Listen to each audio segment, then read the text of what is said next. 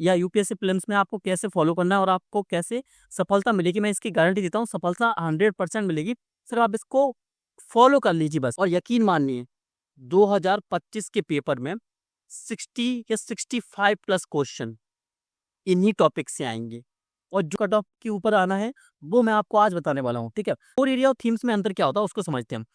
Themes का मतलब UPSC Hindi voice में आप सभी का स्वागत है। आज मैं आपके लिए लास्ट 13 डेज स्ट्रेटजी वीडियो को लेके आया हूँ कि यूपीएससी प्रीलिम्स जीएस के लिए लास्ट 30 दिन की जो अंतिम रणनीति है वो क्या होनी चाहिए। कई सारी स्ट्रेटजी आप वीडियो देख चुके होंगे, अभी भी आप पैनिक हो रहे हैं, आपको लग रहा है कि अभी भी डर लग रहा है, फोमो आप में क्रिएट हो रहा है कि प्रीलिम्स में कहीं फेल ना हो जाए।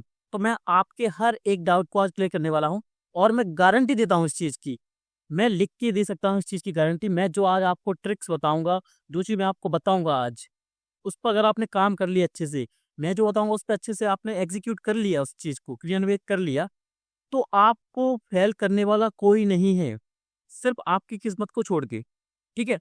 तो सिर्फ उतना कर लीजिए, और मैं कुछ ऐसा नहीं बताऊंगा कि आप किसी बड़ी बुक्स को पढ़ लीजिए या उल्टा सीधा कुछ नहीं बताऊंगा।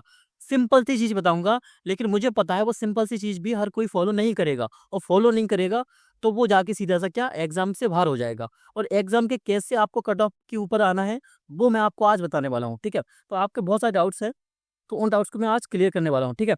तो सीधे चलते हैं बिना समय गवाए हुए।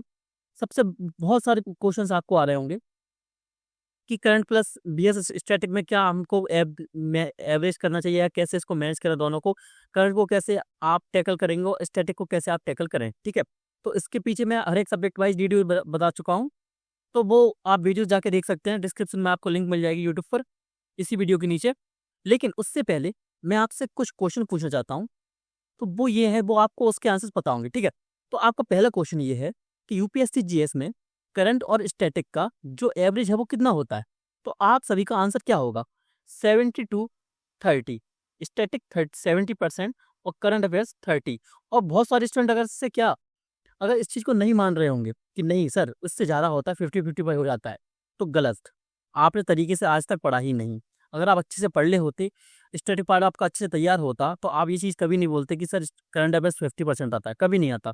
स्टेट करंट अफेयर पूछा जाता है, लेकिन कैसे पूछा जाता है, देखिए करंट अफेयर्स पूछने के भी 2 या 3 तरीके होते हैं। वो कैसे होते हैं कि 2 तरीके होते हैं मुख्यतः, कैसे कि एक तो डायरेक्ट करंट से क्वेश्चन पूछा गया, जैसे कि 2024 का एग्जाम्पल दूं मैं, तो वो क्या कि बुक का नाम पूछा था, ठीक है। किसके, हमारे जो विदेश मंत्री एस जयशंकर, ये बुक का नाम पूछा था, ठीक है।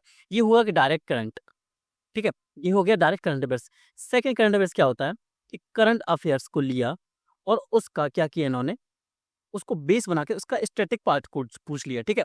अब ना समझ में आया हो तो आपको एग्जांपल देता हूँ किसका, 2000 अभी जो क्वेश्चन में इंस्टेंट याद आ रहा है वो है 2021 या 22 का क्वेश्चन है, धौलावीरा वाला। सॉरी 21 का क्वेश्चन है वो, धौलावीरा वाला। तो 21 में क्यों, 21 से 22 में थोड़ा कंफ्यूजन है, तो 21 से 22 का क्वेश्चन है। तो यूनेस्को की उसमें लिस्ट में डाला था, हेरिटेज लिस्ट में, किसको, धौलावीरा को। तो उन्होंने ऐसे नहीं पूछा कि यूनेस्को की लिस्ट में कैसे डाला गया, डायरेक्ट करंट वो पूछना चाहते तो ऐसे पूछ सकते, लेकिन उन्होंने पूछा क्या कि धौलावीरा की विशेषता पूछनी, ठीक है। अब ये पार्ट अगर आप करंट अफेयर्स ना भी पढ़े होते, इस चीज को आपने यूनेस्को की साइड ना भी पढ़ी होती, तो क्या आप सिंधु घाटी से बता तो पढ़ते हैं ना, तो वहां पे धौलावीरा आप पढ़ते।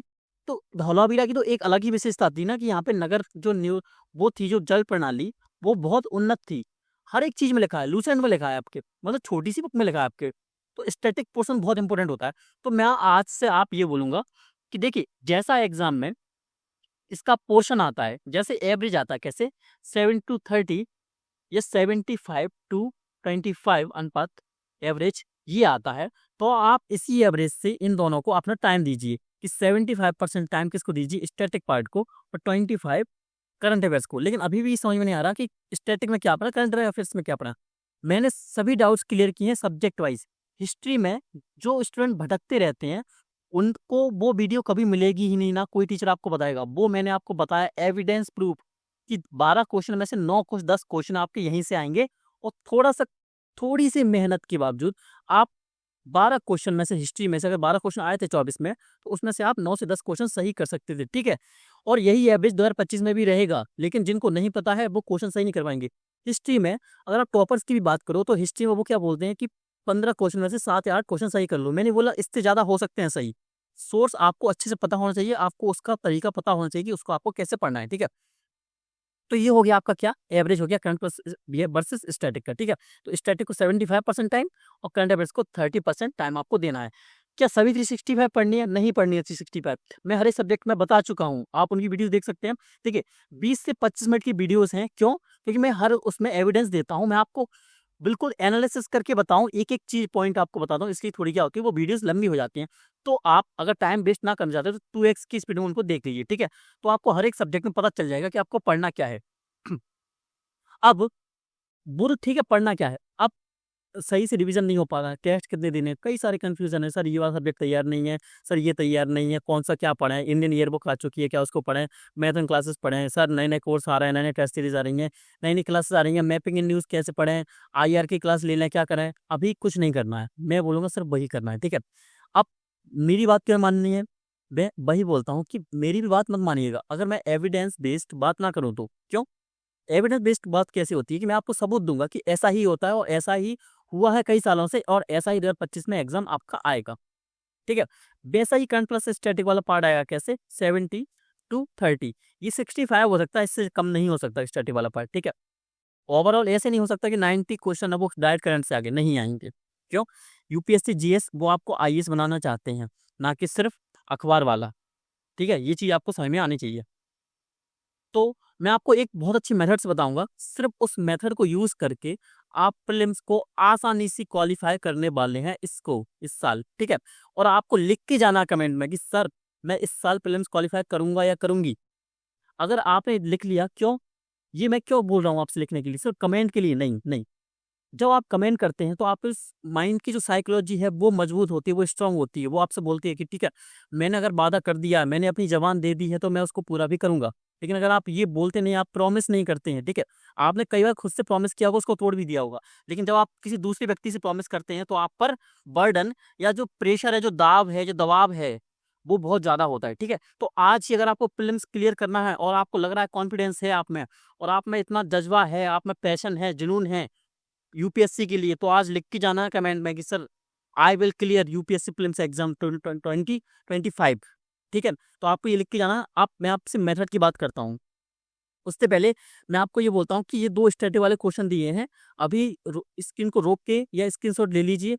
उसके आंसर को आप कमेंट कर सकते हैं या आप इसके आंसर को अपने मन में ही देख लीजिए। अगर क्वेश्चन के आंसर नहीं आ रहे हैं तो दिक्कत वाली बात है कि आपका स्टैटिक पोर्शन कंप्लीट आपका अच्छे से नहीं है। तो स्टैटिक पोर्शन आपको अच्छे से पढ़ना है, ठीक है? अब आपको करना क्या है? देखिए, मैं आपके लिए लेके आया हूँ क्या रिवर्स इंजीनियरिंग। कई बार कई मेंटर्स ने भी इसकी बात की है। तो मैं आपको कुछ ईज़ी वे में बताऊँगा कि आपको रियल में करना क्या है। क्यों? कि वो बता तो देते हैं लेकिन थोड़ा-सा समझ में आता नहीं है उस वक़्त, ठीक है? तो रिवर्स इंजीनियरिंग क्या है? अब इसका मैं एक एग्ज़ाम्पल देता हूँ, रिवर्स इंजीनियरिंग होता क्या है रियल में? ये होता है सॉफ्टवेयर इंजीनियरिंग में ये चीज़ यूज़ होती है या आप मैकेनिकल इंजीनियरिंग होती है, उनमें भी यूज़ होती है, ठीक है? इसलिए इसका शब्द क्या है? इंजीनियर है, ठीक है? इसमें होता क्या है? मैं आपको एग्ज़ाम्पल दूँ, एक खिलौना है, ठीक है? एक कार है ये थोड़ा उल्टा-सीधा सा बन गया, ठीक है? ये एक कार है, ठीक है? ये खिलौना है, ठीक है? अब मुझे क्या सीखना है? मुझे खिलौना बनाना सीखना है। तो सामान्यतः क्या होगा? इसके अंदर एक मशीन लगी होगी रिमोट वाली, उसमें हम सेल लगा देते होंगे, ठीक है? बहुत-बहुत छोटी-छोटी सी चीज़ होंगी, छोटे-छोटे से इसमें क्या यंत्र लगे होंगे, ठीक है? इंस्ट्रूमेंट लगे होंगे। अब 2 तरीके होते हैं इसको सीखने की कि मैं खिलौना कैसे बना सकता हूँ। या तो आप स्टार्टिंग से उन छोटे-छोटे जो यंत्र हैं, जो चीज़ें हैं, जो मशीनें हैं, उनको जोड़-जोड़ के पूरी कार का निर्माण करें। या रिवर्स इंजीनियरिंग क्या कहता है? सबसे पहले आप एक खिलौना लीजिए, किसी दूसरी दुकान से लाइए, फिर उसको ओपन कीजिए, फिर खोल के देखिए उसमें अंदर है क्या? फिर छोटे-छोटे यंत्र आपस में जुड़े हुए होंगे, उनको खोल कर देखिए। अब आपको खुद पता है कि पहला वाला जो तरीका था, उससे दूसरा तरीका ऐसा है कि अगर आपने दूसरा तरीका फ़ॉलो कर लिया, इस टेक्निक को यूज़ कर लिया, इस तकनीक को यूज़ कर लिया, तो आप अपना जो माइंड है उसको 100% क्लियर कर देंगे इस चीज़ को लेके, ठीक है? जो चीज़ आप 2 या 3 बार में सीख सकते थे, तो वो आप एक ही बार में सीख जाओगे, तो वही होती है रिवर्स इंजीनियरिंग। अब उसको यूपीएससी प्रीलिम्स पीवाईक्यू में या यूपीएससी प्रीलिम्स में आपको कैसे फ़ॉलो करना है और आपको कैसे सफलता मिलेगी, मैं इसकी गारंटी देता हूँ, सफलता 100% मिलेगी। सिर्फ आप इसको फ़ॉलो कर लीजिए बस, ठीक है? अब पीवाईक्यू पर आप इसको कैसे करेंगे, ठीक है? अब आपको पता है, अब मैं उसके पीछे एक आपको क्या एविडेंस देता हूँ, ठीक है? अब आप लास्ट के 5 ईयर्स के क्वेश्चन पेपर देखिए, ठीक है। 24 का ही देख लीजिए, 23 का देख लीजिए। क्यों? क्योंकि 24 का मानते हैं कि सिंपल था, 23 का थोड़ा टफ मानते हैं। एवरेज ठीक है, ठीक है। अब आप एक चीज देखेंगे, भले ही 23 वाला पेपर हो या 24 वाला पेपर हो, 100 क्वेश्चन आते हैं, आपको सभी को पता होगा, ठीक है। उसमें से 70 प्लस क्वेश्चन सिर्फ पीवाईक्यू के कोर एरिया और थीम से आती हैं, ठीक है। कोर एरिया और थीम से आती हैं। अब कोर एरिया और थीम्स में अंतर क्या होता है उसको समझते हैं हम। थीम्स का मतलब होता है क्या कि पीवाईक्यू दिया है, कोई क्वेश्चन दिया है, उसके 4 ऑप्शंस हैं, उसको हमने पढ़ लिया और उसको अच्छे से पढ़ लिया, तो उससे क्वेश्चन बन के आ गया। कैसे कि मान लीजिए मैं एक सिंपल सा क्वेश्चन आपसे देता हूं कि भारत की राजधानी क्या है, तो उसमें क्या लिखा है, एक में लिखा है दिल्ली, एक में लिखा हुआ लखनऊ, एक में लिखा हुआ है भोपाल, एक में लिखा हुआ है आपका क्या मुंबई, ठीक है। लेकिन दिल्ली तो आपको पता है, ठीक है, ये तो पता होना चाहिए आपको, लेकिन लखनऊ किसकी राजधानी है? किसकी राजधानी है? यूपी की, सभी को पता है। अब सेकंड, मुंबई किसकी राजधानी है? महाराष्ट्र की। भोपाल किसकी राजधानी है? मध्य प्रदेश की, ठीक है। अब ये हुई आपकी थीम्स। अब कोर एरिया क्या होता है? राजधानी अगर पूछा है तो प्रमुख शहर भी पूछ सकता है किसी प्रदेश के, औद्योगिक शहर पूछ सकता है, तो ये होता है कोर एरिया। सर मैंने एग्जाम्पल के तौर पे आपको ये क्वेश्चन दिया था, आप इसलिए दिया था क्या कि आप इससे अच्छे से समझ जाएं। अब पीवाईक्यू की कोर एरिया और थीम्स को तैयार करना है कैसे, ठीक है। उसका यूज कर हम किसका यूज करके इसको तैयार करेंगे, वो है रिवर्स इंजीनियरिंग। अब मैं आपको एग्जाम्पल के पास समझा दूंगा, जिससे होगा क्या, आप बिल्कुल आपको एक एक चीज बिल्कुल क्लियर हो जाएगी, ठीक है। अब ये क्वेश्चन दिया है 2024 का ही क्वेश्चन है। सबसे पहले आप क्या करेंगे, रिवर्स इंजीनियरिंग का यूज कैसे करना है आपको आज। आपके पास सबसे पहले आपको जरूरत का है एक पीवाईक्यू बुक होनी चाहिए, जिसमें धर्मेंद्र जागर सर की बीट जो आपकी बुक है, चाहे वो सीसेट की हो या जीएस की हो, वो बेस्ट बुक है, ठीक है। पीवाईक्यू बुक होनी चाहिए। मैं आपसे प्रेफर करने के लिए बोलूंगा तो धर्मेंद्र जागर सर की, डीजे सर धर्मेंद्र जागर सर की बुक को जरूर फॉलो कीजिएगा, ठीक है। उसी को फॉलो कीजिएगा। अब आप करेंगे क्या, सबसे पहले लास्ट के 24 से स्टार्ट कीजिएगा। 24 से लेकर आपको कहाँ तक जाना है, जहां तक आप जा सकें अभी, ठीक है। स्टार्ट कर दीजिए, जहां तक आप जा सकें वहां तक की अच्छी बात है, और आपका क्लियर हो जाएगा, आपको पता लग जाएगा कि हाँ रियलिटी में इससे एग्जाम निकल जाएगा इस वीडियो के लास्ट तक, ठीक है। अब आपने पीवाईक्यू खोला, तो इस क्वेश्चन को देखता हूँ कि मुझे आज से इकोनॉमी को तैयार करना अच्छे से, इकोनॉमी से मेरे क्वेश्चन गलत ना हो।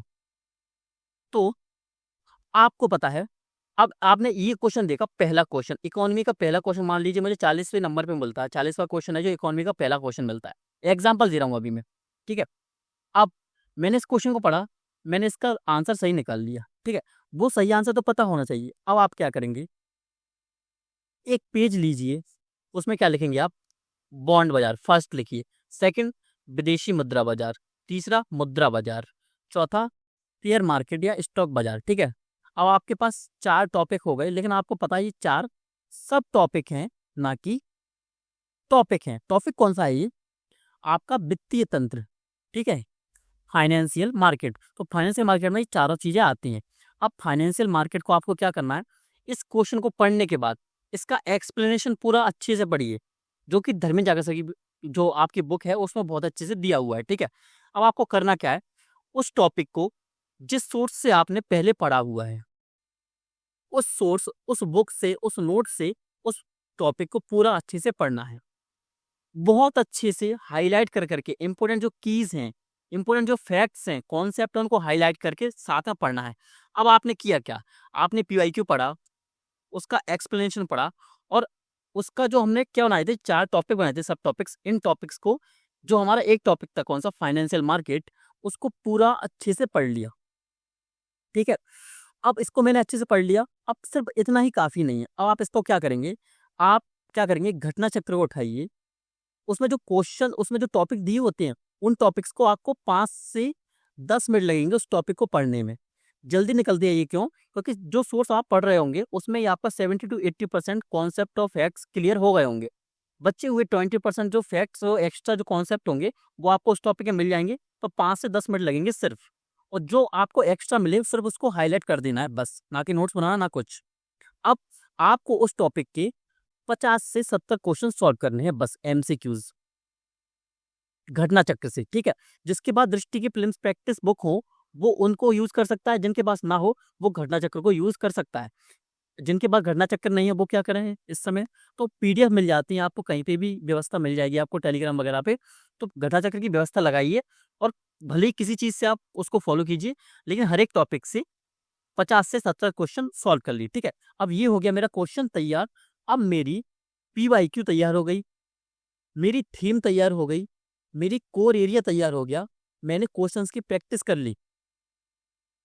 अब ठीक है, मैं सेकंड क्वेश्चन पे देखता हूँ। ये हुआ इकोनॉमी का काम, ये हो गया ज्योग्राफी, ठीक है। अब ये क्या पूछ रहा है, क्वेश्चन ओवरऑली आया कहाँ से है, क्वेश्चन आया है पृथ्वी की गतियां, ठीक है। ये वाला टॉपिक है ज्योग्राफी का, उससे ये क्वेश्चन आया है। उस टॉपिक को आपने जिस सोर्स से पढ़ा है उससे रिवीजन कीजिए, उसके बाद घटना चक्र उठाइए, उससे उस टॉपिक को पढ़िए और इससे 50 से लेकर 70 क्वेश्चन को सॉल्व कर लीजिए, ठीक है। ज़्यादा क्वेश्चन उसमें दिए हुए हैं, मान लीजिए 100 से 150, तो सभी क्वेश्चन मत देखिए। जो कि डबल होते हैं क्वेश्चंस, कैसे कि रिपीट कर देता है, कभी कभी क्या करता है घटना चक्र में, क्या दिक्कत आती है, कुछ क्वेश्चन रिपीट होते हैं कि 4 से 5 बार क्वेश्चन वही लिखा हुआ है, तो उसको एक सॉल्व कर लिया, इनको स्किप कर दिया, डायरेक्ट यहाँ से स्टार्ट किया, ठीक है। अब इससे हुआ क्या, अब इससे फायदा क्या रिवर्स इंजीनियरिंग से, ठीक है। आपको पता है जीएस 2024 का पेपर देखिए, 24 की बात करूंगा और इसी चीज को आप अप्लाई कर सकते हैं 24 से लेके 2015 तक के पेपर में। 24 में अगर 100 क्वेश्चन आए थे तो उसमें से 70 प्लस क्वेश्चन, या 75 बोलूंगा, 75 प्लस क्वेश्चन कहाँ से आए थे कि अगर आप पीवाईक्यू को पढ़ लेते और ऐसे ही इन टॉपिक्स को तैयार कर लेते। अब शेयर मार्केट वाला क्वेश्चन अगर मैं बात करूं तो वो वाला क्वेश्चन 2023 में भी आया, बॉन्ड वाला क्वेश्चन 23 में भी आया, 22 में भी आया, अगर 21 में ना भी आया हुआ होगा तो 20 में आया होगा। यानी इससे आपको पता चलेगा क्या, पीवाईक्यू में यूपीएससी पूछ के कौन कौन से टॉपिक्स रहा है, तो आपको इंपोर्टेंट टॉपिक्स को पता चलेगा ही, साथ में आपके इंपोर्टेंट टॉपिक्स तैयार भी होते जा रहे हैं। और यकीन मानिए सिर्फ ऐसे ही करते करते जाएंगे तो आपका कब तक क्वेश्चन तैयार हो जाएंगे। आपके जीएस में अगर आप स्टैटिक पोर्शन देखें, अभी करंट अफेयर्स को नहीं टच नहीं करना है, सिर्फ स्टैटिक, स्टैटिक यानी जो आपके पंच तत्व हैं। पंच तत्व कौन से, ज्योग्राफी, पॉलिटी, इकोनॉमी, हिस्ट्री और इन्वायरमेंट, ठीक है। सिर्फ इन्हीं के क्वेश्चंस को फॉलो कीजिए। अभी आज ज्योग्राफी स्टार्ट करना है तो कब तक करना है। अब ये हो सकता है कि मैंने अगर धन विधेयक वाला क्वेश्चन पे कोई क्वेश्चन आया है, अगर मैंने उसको क्वेश्चन को सॉल्व किया, जैसे इस साल वित्त विधेयक वाला क्वेश्चन आया था, आर्टिकल 109 पूछा था या 110 पूछा था, ऐसे पूछा था, ठीक है। 109 पूछा था या 108 ऐसी था, ठीक है। अब वो पूछा था तो मैंने क्या करूंगा, लक्ष्मीकांत से जाके वित्त विधेयक और धन विधेयक को बहुत अच्छे से पढ़ लूंगा, ठीक है। अब होगा क्या, जब मैं 2023 का पेपर सोल्व करूंगा तब भी मुझे यही टॉपिक मिलेगा। तो अभी क्या करेंगे हम, अभी उस टॉपिक को स्किप कर देंगे रिवीजन करने के लिए। क्यों, क्योंकि हमने उसका एक अच्छे से रिवीजन कर चुके हैं, हम सेकंड क्वेश्चन पर चले जाएंगे। इससे हुआ क्या, आपके जो भी इंपोर्टेंट टॉपिक्स हैं उसका रिवीजन होगा, आपने घटना चक्र से एमसीक्यूज की प्रैक्टिस कर ली है, साथ में आपने एक्स्ट्रा फैक्ट हैं वो भी पढ़ लिए हैं, पीवाईक्यू बेस्ड आपको तैयारी थी। और यकीन मानिए 2025 के पेपर में 60 या 65 प्लस क्वेश्चन इन्हीं टॉपिक से आएंगे और जो आप पढ़ेंगे उन्हीं से आएंगे, ठीक है। हो सकता है 65 में से आपने जिन टॉपिक्स को पढ़ा 15 क्वेश्चन आपको नहीं मिले, कि आपने टॉपिक भले ही पढ़ा था लेकिन आपके सोर्स में नहीं दिया था, तो वो क्वेश्चन आपसे नहीं बन रहा है, तब भी 50 क्वेश्चन बन रहे हैं ना आपके। और आपको पता है कट ऑफ जाती कितनी है, कट ऑफ जाती है 100 के आसपास। अगर आप 100 पार कर रहे हैं तो आसानी से आप मेंस की तैयारी को स्टार्ट कर दीजिए, ठीक है। सिर्फ आपको इतना ही करना है, लेकिन इसके साथ और क्या करना है, आपको हमारे टेलीग्राम चैनल पे क्या मिलेगा, प्रीलिम्स की, उसमें आंसर नहीं दिए हुए, प्रीलिम्स प्रैक्टिस सीट मिलेंगी। उसमें मैंने क्या किया, सब्जेक्ट वाइज पीडीएफ बनवाई है, उनमें क्या किया मैंने 24 से लेके 12 तक की सभी क्वेश्चंस को सब्जेक्ट वाइज बांट दिया। उसमें से आपको क्या करना है, सीट को प्रिंट कराइए और डेली हर एक सब्जेक्ट, जैसे आज ज्योग्राफी उठा लिया तो लगभग 12 तक की सभी क्वेश्चन सॉल्व करके देखिए, नॉलेज से और ट्रिक्स से। और वो ट्रिक्स देखने को काम लेंगे आपको। मैंने 2011 का पेपर सॉल्व करवाया है वो, और 2024 का पेपर सॉल्व करवाया है वो, दोनों पेपर को देखिए, एक्सप्लेनेशन मैंने इसको सॉल्व करवाया है। लगभग 1 से लेकर 1.5 घंटे या 2 घंटे की वीडियो है, लेकिन वो 2 घंटे की वीडियो आपको प्रीलिम्स पास करवा सकती है कि आपको एलिमिनेशन मेथड कैसे काम करता है। तो उसकी भी लिंक आपको डिस्क्रिप्शन में मिल जाएगी।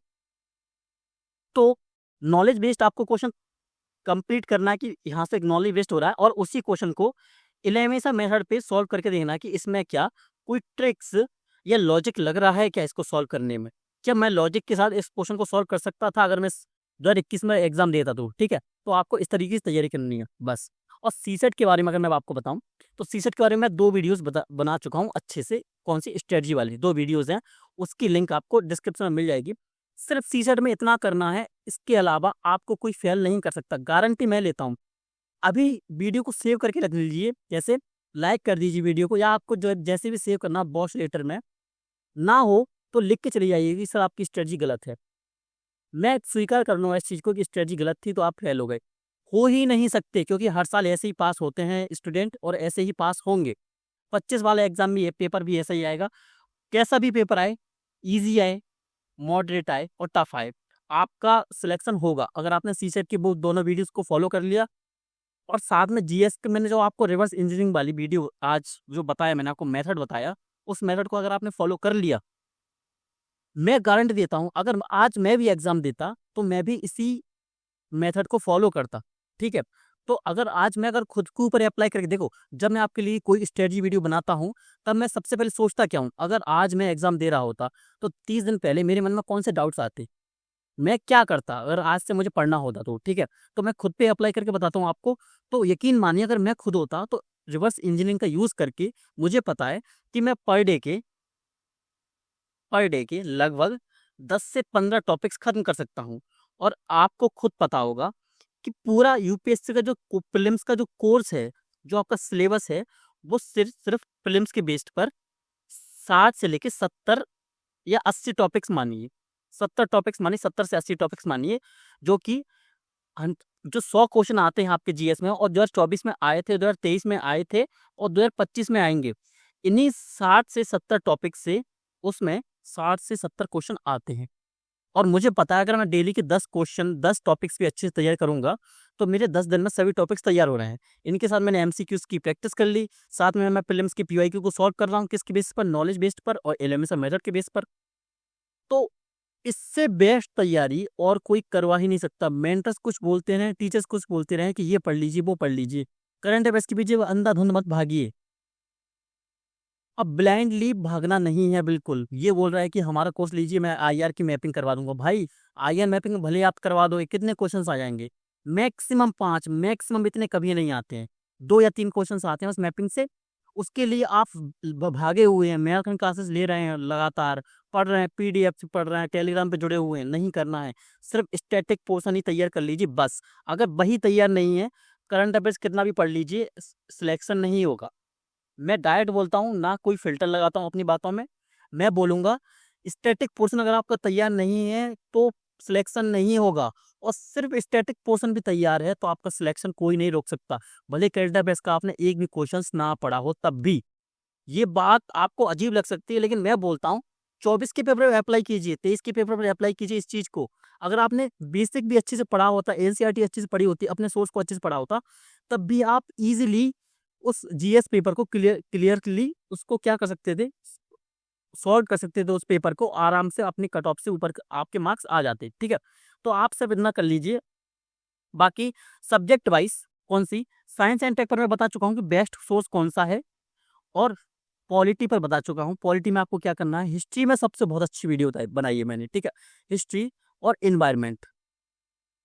ठीक है, इकोनॉमी भी मैंने बताई है कि इकोनॉमी की तो मेरी पूरी प्लेलिस्ट डली हुई है, सिर्फ उन प्लेलिस्ट को आप ले सकते हैं। अगर आपका इकोनॉमी वीक है तो उनको पढ़ने के बाद गारंटी देता हूँ कि नॉलेज प्लस लॉजिक के साथ आप इकोनॉमी में अगर 15 क्वेश्चन आएंगे ना तो 13 क्वेश्चन आपके सही होंगे, और मैंने खुद ने किए भी हैं। ठीक है, उसी बेसिस पर मैंने आपको पढ़ाया है और उसी बेसिस पर आप क्वेश्चन सही करके आएंगे 2025 के पेपर में। ठीक है, और ज्योग्राफी की वीडियो मेरी 1 या 2 दिन के अंदर आ जाएगी कि ज्योग्राफी को आपको कैसे ये करना है। तो आप करेंगे क्या, आपने आज ये वीडियो देख ली क्या, रिवर्स इंजीनियरिंग वाली, आपको पीवाईक्यू को ऐसे ही फॉलो करना है। क्या आपका सोर्स सही है तो उनको इससे चेक कर लेना है। इसके बाद डाउट आता है आपको कि क्या आपको सोर्स को चेंज करना, क्या करना है, तो आप कमेंट कर सकते हैं उसी सब्जेक्ट के नीचे कि सर क्या सर अब नया कुछ पढ़ा जाए, तो मैं आपको उसी कमेंट में आंसर दे दूंगा। ठीक है, तो आप सभी का बहुत बहुत धन्यवाद। मिलते हैं आपसे एक बहुत अच्छी वीडियो के साथ अगली बार। आपको कमेंट जरूर करना है। कमेंट क्या करना है, I will clear UPSC prelims 2025 या 2025। ये आपकी कॉन्फिडेंस को बूस्ट देगा, साइकोलॉजी के लेवल पर आपके माइंड को तैयार करेगा। ठीक है, तो आपसे भी एक बार बहुत धन्यवाद। मिलते हैं आपसे नेक्स्ट क्लास में।